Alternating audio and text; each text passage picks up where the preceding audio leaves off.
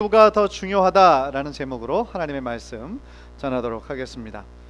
우리 한인 이민자들이 적어도 한두 번 이상 들었던 말이 아마 이것일 겁니다. 중국 사람들은 이민을 오자마자 식당을 세우고, 일본 사람들은 미국에 이민 오자마자 회사를 세우고, 한국 사람들은 미국에 이민 오면 뭘 세운다고 그래요? 교회를 세운다. 그런 말이 있습니다. 참 일리가 있는 말이고요. 지금도 계속 그런 현상이 일어나는지는 잘은 모르겠지만 적어도 이민 초기에 이 민족들이 그렇게 했다라는 겁니다. 각 민족마다의 독특함을 드러내기도 하면서 또 한편으로는 우리 한국 사람이 얼마나 정말 신앙에 열정적이었는지, 교회를 세우고 또 하나님 나라 선교하는데 얼마나 앞장섰는지를 잘 드러내주는 말이죠. 그래서 미국 내에 메이저 교단들이 있지 않습니까? 미국 장로교나 또 미국 감리교나 굉장히 전통과 역사도 깊고 또 그 숫자도 많은 그런 메이저 교단들의 교단 인사들도 이 한국 민족의 그 특별한 열심을 인정한다라는 거예요. 미국에 와서 교회를 세우고 성장시키고 또한 선교에 열심인 나라가 정말 이 한국 대단하다는 거죠. 한국에 복음이 뿌려진 이후 정말 몇십 년 만에 이렇게 복음화가 이렇게 빨리 이루어지고 세계 10대 교회 중에 5개 이상이 한국에 있을 정도로 참 어마어마한 성장을 보여준 나라, 그것이 바로 한국이지 않습니까? 그런데 그 다른 모든 것들을 다 칭찬하면서도 한 가지 문제에 대해서 조금 걱정하는 게 있다라고 그래요. 이 미국 내에 있는 메이저 교단들이. 그게 뭐냐면 어떤 교회 안에 갈등이 생겼을 때, 어려움이 생겼을 때 그것에 좀 대처하는 방법은 좀 유연하지가 못하다. 그런 것으로 이렇게 알고 있다라는 겁니다. 그래서 열정이 있다라는 건 좋은데 때때로 이렇게 싸울 때도 너무 열정 있게 싸우잖아요. 그래가지고 그냥 극단적으로 치달을 때가 많다라는 거죠. 그래서 담임 목사가 나가든지 교회가 갈라지든지 그런 식으로 되는 안타까운 현상들이 많이 있는 것을 미국 사람들도 알고 있다라고 그래요. 참 안타까운 얘기죠. 우리들 한국 민족에게 주신 열정이 있는 것은 너무나 우리들에게 감사한 일인데 그 열정을 우리가 더욱더 본질적인 면에 집중을 해야 되는데 조금 서로 다른 또 맞지 못하는 그런 것들, 너무 그런 것들에 그냥 하다 보니까 좀 안타까운 모습을 많이 보인다라는 겁니다. 저는 그리고 그 말이요, 이 각 민족마다 독특성을 드러내는 것이기도 하지만 저는 그 민족의 우선순위를 나타내는 말이기도 한다라고 생각해요. 그렇지 않습니까? 우리 삶에 있어서 어떤 것이 가장 중요한 것인가, 가장 먼저 세워야 될 것이 무엇인가 라는 것은 우리들의 삶의 우선순위를 이야기하고 있는 것이죠. 사실 많은 사람들이 우리들의 인생을 살면서 그 우선순위, 어떤 것이 본질적인 것을 잘 알지 못해서 그 우선순위로 마땅히 제일 먼저 해야 되는 것을 중간에 하거나 뒤로 하거나 해서 그 사람의 삶이 좀 질서가 없을 때가 많이 있죠. 그런 면에서 오늘 본문은요, 우리들에게 아주 중요한 삶의 원칙, 그리고 무엇보다도 우선순위에 대해서 우리들에게 말씀해 주고 있습니다. 간절히 바라기는 오늘 말씀을 통해서요, 우리들의 삶에 어떤 것이 가장 중요한 것이고 우선적으로 와야 되는 것인지 말씀의 기준에서 다시 한번 정말 하나님의 말씀을 나눌 때 저와 여러분 모두에게 하나님이 주시는 큰 은혜가 흘러 넘치시기를 주님의 이름으로 간절히 축원합니다. 첫 번째로 오늘 본문에서 배우는 것은 뭐냐면요, 승리 이유가 더 중요하다라는 것입니다. 그들이 이스라엘 백성이 아이성에서 처음 승리를 한 이후에 그들이 처음으로 한 행동이 무엇이었습니까? 그들은 하나님을 위해 제단을 쌓았어요. 30절을 보십시오. 그때 여호수아가 이스라엘 하나님 여호와를 위하여 에발산에 한 제단을 쌓았으니 라고 했습니다. 그때가 언제입니까? 바로 전을 읽어보면 아이성에서 막 승리를 한 그때였습니다. 그래서 아이성을 불살라서 영원한 무더기를 세웠고요, 또 그 왕을 죽여서 그 위에 돌무더기를 쌓아 놓았어요. 그때였습니다. 물론 아이성에서 대승리를 한 직후였지만 문제는 뭐였어요? 여전히 전쟁 중이었다라는 겁니다. 지금 이들이 전쟁에서 승리한 것은 두 가지 성밖에 없었어요. 여리고성과 아이성. 그런데 이것으로 가나안 정복하는 것이 끝난 것이 아니라는 거죠. 이제 시작에 불과했어요.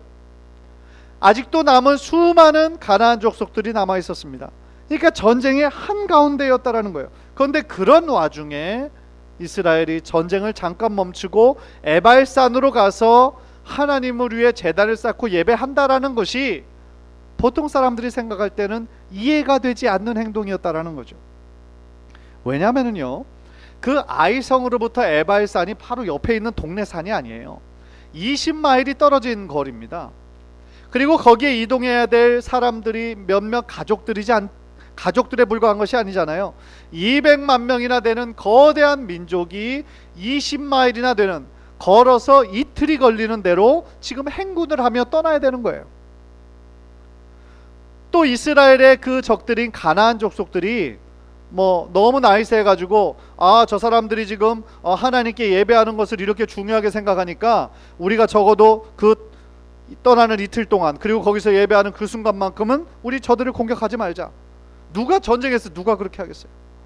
어떻게 보면 이스라엘 역사를 볼 때요, 실제적으로 이스라엘 백성은 안식일에는 아무것도 하지 않는 것을 알고 그것을 악용해서 안식일날 공격한 족속들도 있었어요. 그러니까 이 가나안 족속들은 지금 소문을 들었을 거 아닙니까? 그 크고 견고한 여리고성도 무너졌지, 아이성에서도 제일 처음은 이겼지만 다시 또 대패해서 완전히 다 전멸했지. 그런 소식을 들으니까 지금 위협감, 두려움, 그러니까 그 민족들이 막 모여서 회의했을 거 아닙니까?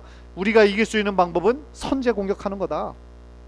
그렇게 짜고 이제 저들이 지금 전쟁하지 않고 이틀 동안 걸리는 그 거리에 걸어가고 또 거기에서 하나님께 예배를 한다고 하니까 그때 공격하자, 이렇게 할지 누가 알겠어요? 아무도 모르는 일이었죠. 그러니까 여전히 전쟁 중인 위협 상황이 계속되는 그런 상황이었다라는 거예요. 그래서 아마 보통 사람들 같으면 여호수아가 그렇게 얘기할 때에 이렇게 얘기하는 사람들도 있을 겁니다. 하나님께 예배하는 것도 좋지만 지금 전쟁 한가운데 아닙니까? 아예 예배하지 말자는 얘기가 아니라 이 전쟁 다 끝나고 나서 그때 하십시다. 이 전쟁 중간에는 적들이 언제 쳐들어올지도 모르니까 우리 이 전쟁 다 끝내고 그때 하나님 앞에 이 승리를 우리가 축하하면서 하나님께 예배합시다. 아마 그렇게 얘기하는 것도 합리적으로 들리는 거였죠. 그런데 여호수아는 우리들의 생각과는 다르게 다소 무리가 될 수는 있지만 이틀이 걸리는 그 긴 거리를 200만 명의 무리들과 함께 에발산으로 떠나는 거예요. 어떤 목적을 가지고? 예배하러 가기 위해서. 거기서 우리는 왜라는 질문을 던질 수밖에 없습니다. 왜 여호수아는 그런 어려운 상황에서 왜 전쟁을 잠깐 그만두고 에발산에 가서 예배를 드리려고 했을까? 답은 간단합니다. 똑같은 실수를 반복하지 않기 위해서였어요. 어떤 얘기냐면, 제가 지난주에도 말씀드렸지만 그 여호수아와 이스라엘 백성들이 제일 처음 아이성에서 그렇게 어처구니 없이 패배를 당했던 이유가 무엇이었어요?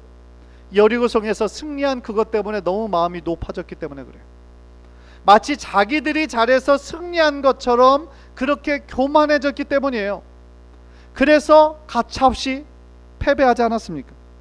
그래서 그 패배의 충격이 여호수아에게는 엄청난 것이었거든요. 그래서 용맹의 대명사였던 여호수아가 너무너무 두려워했어요. 그래서 그것을 어떻게 했습니까? 하나님 말씀에 불순종했던 아간을 처리했죠. 그리고 다시 한번 하나님 앞에 언약을, 하나님과의 멀어졌던 관계를 새롭게 해서 하나님께 주시는 승리를 얻을 수가 있었죠. 따라서 실패의 경험을 통해 여호수아는 너무나 큰 그의 인생의 교훈을 얻었던 거예요. 그게 뭡니까? 그 교훈은 승리 이후가 더 조심해야 된다. 승리 이후에 오히려 더 큰 위기가 올 수 있다라는 것이었죠. 사실 이 교훈은요, 지금 현재 우리들 모두에게도 똑같이 적용됩니다. 성도에게 고난 자체는 사실은 위기가 아니에요. 오히려 고난과 어려움을 만날 때 우리들은 육체적으로 환경적으로는 어려울 수 있지만 우리들의 영적으로는 더욱더 깨어있을 때가 많아요. 왜 그래요? 그 고난 한가운데 하나님께서 우리들에게 주시는 그 하나님의 음성이 무엇인지 더 귀 기울이고 더 하나님을 간절히 찾기 때문에 그래요. 그런데 진짜 위기는 뭡니까? 그 고난의 시기가 다 끝났을 때예요. 우리가 간절히 기도했던 그것이 이루어진 직후예요. 그래서 이제 우리들의 삶에 고난이 좀 없어지고 이제 좀 살만하다, 이제 좀 평안하다 라는 생각이 들 때가 신앙인들에게 위기가 될 수 있다는 거죠. 왜 그래요? 그때가 되면 우리들의 신앙이 느슨해지기 쉬워서요. 그토록 그 전에는 열심히 하나님을 간절히 찾고 기도하던 그때가 이미 응답을 받고 좀 살만해지고 평안해지면 어느새부터 그 기도의 자리에, 어느새부터 그 예배의 자리에 가는 것이 게을러지기 때문에 그래요. 사랑하는 성도 여러분, 혹시 여러분의 신앙생활이 지금 무엇인가 좀 답답하고 무엇인가 좀 메말라 있는 사람은 없습니까? 혹시 하나님을 향한 간절함을 어느 순간부터 잃어버리고 그저 습관에 젖어서 교회를 찾으시는 분은 혹시 없습니까? 간절히 바라기는 여러분의 예배 생활을 다시 한번 점검하시기를 바랍니다. 하나님과 멀어져 있던, 느슨해져 있던 여러분의 마음에 허리띠를 다시 동이고 예배를 통해 다시 회복하는 은혜가 있기를 주님의 이름으로 간절히 축원합니다. 여호수아가 전쟁 중에 전쟁과 전혀 상관없어 보이는 그 일, 단을 쌓고 하나님께 예배했다라는 것은 그만큼 하나님의 백성에게 있어서 가장 중요한 것은 하나님과의 관계라는 거예요. 하나님과의 관계, 하나님께 예배하는 거라는 겁니다. 당시 이스라엘에게 있어서요, 가나안 정복 전쟁은 단순한 전쟁이 아니었어요. 그것은 성전, 하나님의 거룩한 전쟁이었습니다. 그래서 하나님의 거룩한 전쟁에서 가장 중요한 것은 무엇이겠어요? 하나님의 말씀을 따라 순종하느냐 순종하지 않느냐, 거기에 따라 성패가 갈려요. 하나님의 말씀에 순종함으로 저들 백성이 거룩함과 성결함을 유지하느냐, 하나님의 말씀에 불순종해서 탐욕 때문에 어떤 탈취물을 몰래 숨겼던 그 아간이 있었기 때문에 어떻게 됐습니까? 저들 백성 안에 있는 거룩함과 성결함을 잃어버린 거 아니겠어요? 그래서 하나님께서는 그들 전체에게 책임을 물으셨죠. 왜? 거룩함을 잃어버렸기 때문에. 그래서 한 개인의 문제가 아니라 공동체 전체의 문제가 된 겁니다. 그래서 그들이 패배할 수밖에 없었다라는 거예요. 마찬가지입니다. 우리들의 삶의 거룩함을 잃어버리면요 어떻게 돼요? 내 자신의 개인의 문제가 아니에요. 하나님과의 관계가 멀어져 버려요. 하나님은 거룩하신 하나님이시기 때문에 죄에 있는 그 자리에 함께 하실 수 없는 분이시잖아요. 따라서 우리가 거룩함과 성결함을 잃어버리고 세상과 타협하기 시작하면 어느새 우리는 하나님과 멀어져 있을 수밖에 없다고요. 그렇기 때문에 여호수아는 그 실패를 통해서 그 전쟁에 승리할 수 있는 그 비결을 깨닫게 된 거예요. 그 비결은 뭡니까? 다시 하나님의 말씀으로, 하나님의 율법을 준수하고 하나님의 백성으로서 거룩함을 잃지 않는 것, 그것이 그들의 정체성이었던 거예요. 그래서 그것을 실패를 통해서 너무나 뼈저리게 배웠기 때문에 그들은 하나님께 예배하는 것을 가장 최우선으로 삼을 수밖에 없었다라는 것입니다. 따라서 그들은 아이성 패배에서 이제 다시 승리했으니까 승리의 자리에 머물러 있지 않았어요. 승리의 자리에서 저들이 정말 교만하지 않았어요. 다시 예배의 자리로, 다시 하나님의 말씀으로 돌아간 것입니다. 그래서 31절을 보면 모세가 이스라엘 자손에게 이미 명령한 대로 그들은 제사를 드렸어요. 31절 보십시오. 이는 여호와의 종 모세가 이스라엘 자손에게 명령한 것과 모세의 율법책에 기록된 대로 쇠 연장으로 다듬지 아니한 새 돌로 만든 제단이라. 우리가 여호와께 번제물과 화목제물을 그 위에 드렸으며. 그 제단을 만드는 데 있어서 한 가지 눈에 띄는 것이 있어요. 쇠 연장으로 다듬지 아니한 돌이었다라는 부분이에요. 어떤 연장에 의해서 인위적으로 다듬거나 더 아름답게 만들기 위해서 꾸미지 않았다라는 뜻이에요. 무슨 뜻입니까? 하나님께서 진정 찾으시는 예배, 얘는요 찾으시는 것이 화려한 제단이 아니라는 거예요. 꾸밈 없고 가장 없는 진실한 그 예배의 그 자리, 예배의 그 헌신을 하나님께서는 기쁘게 받으신다라는 것이죠. 요즘 교회의 장식은 너무나 화려하죠. 그리고 돈 많이 들인 조명과 음향에, 또 교회의 겉모습에 얼마나 많은 신경을 쓰는지 몰라요. 그러나 아무리 그렇게 겉모습이 아름다운 성전이라 할지라도 그곳에 하나님의 임재가 없다면 그건 아무것도 아니에요. 그것은 정말 아무것도 아니라는 거죠. 지난주 목요일 날 개인적인 일이 있어서 뉴욕 맨하탄에 나간 적이 있습니다. 근데 그 맨하탄 한가운데 너무너무 아름다운 성당이 있는 거예요. 그래서 그 인사이드 실내는 어떨까 궁금해서 들어갔습니다. 와, 겉모습이 아름다운 것과 마찬가지로 실내도 너무너무 아름답고 너무나 웅장한 거예요. 그래서 막 이게 어디서 파이프 오르간 소리가 나서 뒤를 쳐다보니까 그 뒤에 파이프 오르간이 정말 멋지게 장식되어 있고 한 반주자가 뭐 연습하고 있더라고요. 또 이 천장은 얼마나 높은지 곳곳에 아름다운 스테인드 글라스로 화려하게 장식되어 있어요. 그런데 그 너무너무 거대하고 아름다운 그 교회를 보면서, 천주교회를 보면서 사실 마음 한편으로는 조금 씁쓸한 마음도 들었어요.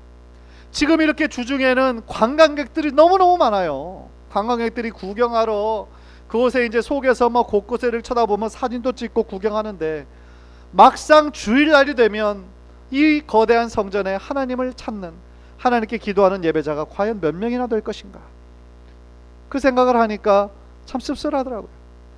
구경하러 오는 사람들은 많아도 하나님을 나의 하나님이라고 믿고 고백하는 사람들은 점점 더 줄어드는 이 시대에 우리는 살아가고 있다는 것이죠. 또 한편으로 구석을 벽을 보니까 교회랑은 많이 다르지 않습니까? 천주교가. 거기에서 보니까 그 세인트, 자기네들이 또 이렇게 존경하는 그런 세인트들을 위해서 또 각 제단들을 만들어 놓고 거기에다 또 초를 이렇게 하고 또 예배하는 그런 제단들도 곳곳에 이렇게 있는 것을 보면서, 야, 이게 참, 천주교가 그 제일 처음 가졌던 그 믿음, 그 순수함을 유지했다면 사실은 구교, 신교, 프로테스탄트가 나오지도 않았겠죠. 그런데 이렇게 무엇인가 좀 잘못되는 것을 보면서 참 우리 교회가 더욱더 본질적으로 붙잡아야 할 것이 무엇인가 또 묵상하는 그런 시간을 가졌습니다. 하나님께서 찾으시는 거, 어떤 겉모습, 어떤 화려함, 아름다운 그런 어떤 조명, 음향 이런 것이 아니라는 거죠. 꾸며지지 않는 투박한 모습 그대로지만 하나님을 진정으로 예배하는 그 마음, 그것을 하나님께서는 보신다라는 거예요. 또한 31절을 보니까요, 이스라엘 백성은 국금이 없는 제단에 번제와 화목제를 드렸다라고 말씀하고 있어요. 번제는 여러분 어떤 제사인 줄 아십니까? 번제는 제물을 잡아서요, 제물 전체를 하나님 앞에 태워서 드리는 제사예요. burn offering, 제물 전체를 드리는 거, 무슨 상징이 있을까요? 전적인 헌신을 의미하는 거예요. 예배를 드리는 자의 전적인 헌신, 그리고 거기에 속죄의 의미까지 들어가 있습니다. 따라서 이 번제를 드림으로 이 예배자는 어떤 것을 뜻하냐면, 내 자신은 죽었습니다, 내 자신을 완전히 항복하는 거예요. 하나님께 완전히 항복한다라는 의미는 뭐겠어요? 주님 앞에 자신의 삶 전체를 의탁하는 거예요. 내 삶 전체를 드립니다, 내 삶을 의탁합니다, 그 뜻이에요. 그 뜻이 바로 번제예요. 그럼 화목제는 무엇일까요? 화목제는 하나님과의 깊은 친교를 위한 제사예요. 하나님께 제물을 잡아 드린다는 의미는 똑같지만 번제는 제물 전체를 불태워서 하나님 앞에 드리는 반면에 화목제는 그 제물에 기름기만 태워서 드려요. 그리고 나머지 남은 고기는 제사장과 또 그 예배를 드리는 자와 그 주변에 있는 모든 사람들과 함께 나눠요. 그러니까 그 화목제가 있는 곳에는 늘 감사와 축제가 있어요. 나눔이 있어요. 그러니까 이때 이스라엘 백성들이 전쟁 중에 하나님께 예배할 때 지금 꾸며지지 없는 제단에 지금 무슨 제사를 드렸어요? 번제와 화목제를 드렸다. 그럼 이것이 어떤 의미일까요? 저는 여기서 어떤 중요한 거 하는 가지를 발견하는데요, 그때 당시 이스라엘 백성이 가나안 정복 전쟁을 끝나지 않은 전쟁 중의 상태였지만, 전쟁 중에도 불구하고 하나님께 제사를 함으로써, 예배를 드림으로써 뭘 지금 얘기하는 거냐면, 이 두 번의 승리 가운데 함께 하신 하나님의 은혜를 감사하는 거예요. 그리고 또 뭐예요? 번제, 하나님께 전체를 드리고 의탁하는 것처럼 앞으로 남은 모든 가나안 정복 전쟁, 과연 몇 번이 남을지는 모르지만 모든 전쟁의 모든 과정과 모든 절차를 하나님께 맡겨드리는 거예요. 하나님께 맡겨드리고 그 의탁하고 주님 이끄시는 대로 우리는 그 싸움을 싸워내겠다라고 하는 그 결단과 믿음의 다짐이 바로 이 예배 가운데 있었다라는 것이죠. 사랑하는 성도 여러분, 예배란 바로 이런 거예요. 지금까지의 우리 삶에 함께 하셨던 하나님의 은혜를 기억하고 감사하는 거예요. 그리고 또 앞으로의 우리 삶을 주님께 온전히 의탁하는 거예요. 그게 바로 예배의 의미입니다. 마치 번제가 모든 재물을 완전히 불태워서 하나님께 전적인 헌신을 의미하는 것처럼 우리들의 삶도 주님께 온전히 맡기는 거예요. 그리고 주님의 인도하심 따라 이끄시는 대로 우리는 순종하며 그 믿음의 발걸음을 걷겠습니다. 매 순간마다 다짐하는 것이 바로 이 예배의 의미가 된다라는 것입니다. 저는 그 예배의 의미가 바로 오늘 우리가 드리는 이 예배 가운데서도 고백되어지고 체험되어지기를 주님의 이름으로 간절히 축복합니다. 우리가 예배를 통해서 하나님을 만나고 나의 삶을 지금까지 인도하신 에베네셀의 하나님을 기억하고 감사할 뿐만 아니라 아직 너무나 불완전하고 미성숙한 우리들이지만 우리들의 있는 모습 그대로 주님께 맡기고 하나님께서 인도하시는 삶을 살아야 될 줄 믿습니다. 그런 의미에서 사도 바울은요, 로마서 12장 1절에서 이렇게 말씀하고 있어요. 우리 화면을 통해서 우리 다 함께 로마서 12장 1절 읽겠습니다. 시작. 그러므로 형제들아, 내가 하나님의 모든 자비하심으로 너희를 권하노니 너희 몸을 하나님이 기뻐하시는 거룩한 산제사로 드리라. 이것이 너희가 드릴 영적 예배니라. 아멘. 바울은요, 로마서 1장부터 11장까지 그 믿음의 핵심을 이야기합니다. 그리고 믿음의 어떤 교리를 쫙 정리한 이후에 12장부터 16장까지는 이제 그것을 어떻게 구체적으로 살아야 될 것인가, 구체적인 적용을 말씀하기 시작하세요. 그런데 12장, 이제 크리스찬의 삶에 대해서 첫 번째로 말씀하는 그 1절 첫 번째가 지금 오늘 우리가 읽을 구절인데 무엇이에요? 예배에 관한 구절이에요. 무슨 얘기입니까? 우리들의 믿음도 중요하고 그 믿음, 제대로 믿는 믿음도 중요하지만 그 믿음의 기초에서 우리들의 삶 가운데 제일 먼저 우선적으로 살아나야 할 삶이 뭐예요? 바로 예배라는 거예요. 단순히 주일 성수만 의미하는 것이 아니에요. 물론 주일 성수는 기본 중에 기본이에요. 우리 성도들에게 주일을 거룩하게 지키는 거, 그건 기본 중에 기본이에요. 그러나 주일날만 예배하고 주중에는 내 삶이 예배랑 전혀 상관없는 삶을 산다면 그것은 하나님께서 우리들에게 말씀하시는 삶이 아니에요. 하나님께서 우리들에게 강조하고 계속하며 권면하는 삶은 무엇입니까? 주일날 예배를 드리는 것, 그것으로 끝이 아니라 우리들의 주중에 매일매일의 삶도 하나님을 기억하고 하나님께 예배하는 예배자의 삶을 사는 것. 그래서 나의 삶 전체가 예배가 되고 그 예배 드리는 것이 나의 삶이 되는 그 삶을 사는 것이 바로 하나님께서 우리들 각자에게 원하시는 예배자의 삶이라는 것을 저는 믿습니다. 그래서 예배자의 삶은요, 바로 우리가 사는 모든 곳이 예배의 장소가 된다라는 것을 의미하는 거예요. 이따가 설교 후에 부를 찬양, 그 예배자의 후렴 가사는 이렇게 진행이 돼요. 내가 밟는 모든 땅 주를 예배하게 하소서. 주의 보혈로 덮어지게 하소서. 내가 선 이곳 주의 거룩한 곳 되게 하소서. 주의 향기로 물들이소서. 내가 선 이곳이, 내가 일하고 내가 공부하고 준비하는 이곳이 바로 주님의 거룩한 장소 되기를 원합니다. 나를 주님의 거룩한 도구로 사용하여 주셔서 내가 일하는 이 직장이, 내가 서 있는 이곳이 하나님의 거룩한 향기가 바로 나를 통해 전파되게 하옵소서. 그런 마음으로 여러분들 일하시고 정말 사실 때에 바로 여러분들의 삶이 하나님께서 기뻐하시는 예배자의 삶이 될 줄 믿습니다. 사랑하는 성도님들, 우리 인생에 승리의 때가 있다면 때로는 실패의 때가 있어요. 우리들의 인생에 기뻐할 때가 있다면 때로는 슬퍼하고 안타깝고 눈물 흘릴 때가 있다는 얘기입니다. 그러나 중요한 것은 뭐예요? 승리의 때, 성공의 때, 기쁨의 때만 하나님께 예배하고 감사할 것이 아니라 실패할 때도, 아플 때도, 우리가 원하는 대로 일이 잘 되지 않고 막힐 때에도 그럼에도 불구하고 우리가 하나님을 예배해야 된다라는 것입니다. 그 말은 달리 말하면 우리들의 삶의 모든 순간이 예배가 되어야 된다라는 거예요. 간절히 바라기는 정말 여러분들 어떤 상황에 처해 있든지 모든 상황 속에서 하나님을 예배하는 것을 가장 중요하게 생각하시고 그 우선순위대로 여러분의 삶 가운데 실천하시는 우리 귀한 성도님들 모두 되시기를 주님의 이름으로 간절히 축원합니다.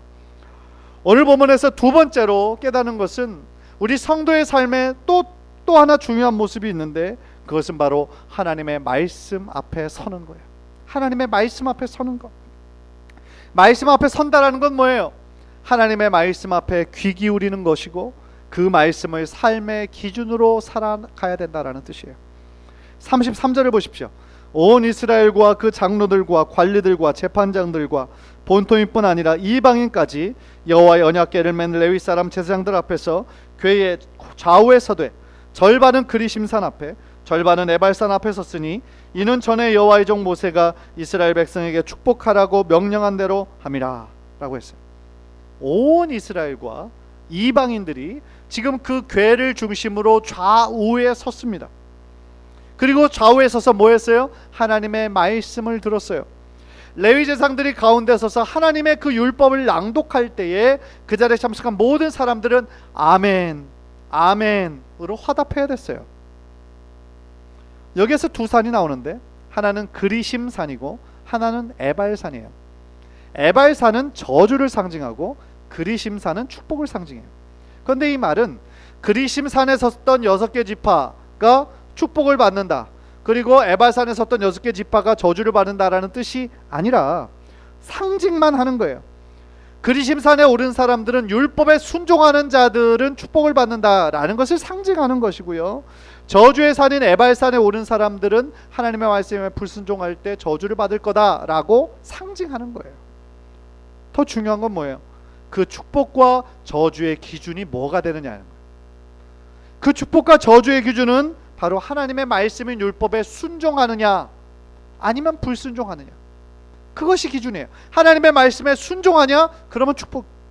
불순종하냐? 그러면 저주. 하나님의 너무나 명확한 메시지인 거예요. 다시 말하면 우리들의 삶의 가장 중요한 삶의 명확한 기준, 그것은 바로 하나님의 말씀이 되어야 된다라는 뜻인 것입니다. 그래서 34절 35절을 계속 읽어보면 여호수아가 모세가 명령한 그 축복과 저주의 말씀을 선포할 때에 성인 남자들만 그 예식에 참여한 것이 아니었어요. 보통은 성인 남자들만 참석하잖아요. 성인 남자들만 그 숫자로 카운트하잖아요. 그런데 이때는 이방인들, 여자들, 그리고 아이들 모두가 이르기까지 여호수아 낭독하는 하나님의 말씀을 들었어야 됐어요. 여기에도 굉장히 중요한 의미가 있는 거죠. 그건 무슨 뜻입니까?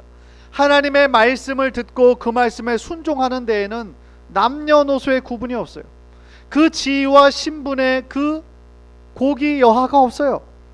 하나님의 축복을 받는 유일한 길은 오직 하나님의 말씀을 듣고 거기에 순종하는 것뿐이에요. 모두에게 평등한 거예요. 그것은 반대의 경우도 마찬가지입니다. 그 누구라 할지라도 그 신분과 지위고를 막론하고 하나님의 말씀에 불순종할 때에 그 사람이 왕족이라 할지라도 그 사람은 하나님의 저주를 받을 수밖에 없다라는 거예요. 우리가 살아가는 이 세상은 참 불의한 것이 많죠. 그리고 참 불공평한 것이 많아요. 기회조차 균등하게 우리들에게 주어지지 않을 때가 많죠.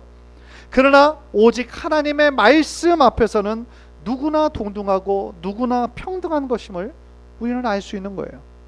그래서 후에 사도 바울은 갈라디아서 3장 28절에서 이렇게 말씀합니다. 갈라디아 3장 28절 다 같이 읽겠습니다. 시작. 너희는 유대인이나 헬라인이나 종이나 자유인이나 남자나 여자나 다 그리스도 예수 안에서 하나이니라. 아멘. 우리 모두는 복음 안에서, 주님 안에서 하나가 될 수 있다는 거예요. 예수 그리스도를 나의 주님으로 믿는 그 고백하는 그 순간부터 우리들 모두는 형제가 되고 자매가 되고 주님 안에서 한 가족이 된다라는 것입니다. 사랑하는 성도 여러분, 여러분은 오늘 본문의 모든 이스라엘 백성들처럼 하나님의 말씀을 듣고 계십니까? 우리는 살면서 너무나 많은 것을 보고 너무나 많은 것을 듣고 있지만 정작 하나님의 말씀을 듣는 일에는 소홀하지는 않습니까?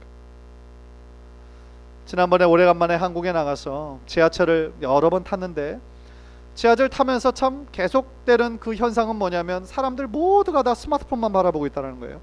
앉은 사람도 스마트폰 바라보고 서서 있는 사람도 스마트폰 바라보고 또 많은 사람들 또 이어폰도 끼고 듣고 있습니다. 그래서 뭘 보나 옆에서 이렇게 보고 있으면 스포츠를 중계를 보기도 하고 또 영화나 드라마를 보기도 하고 또 어떤 사람은 음악을 들으면서 또 흥얼흥얼거리기도 합니다.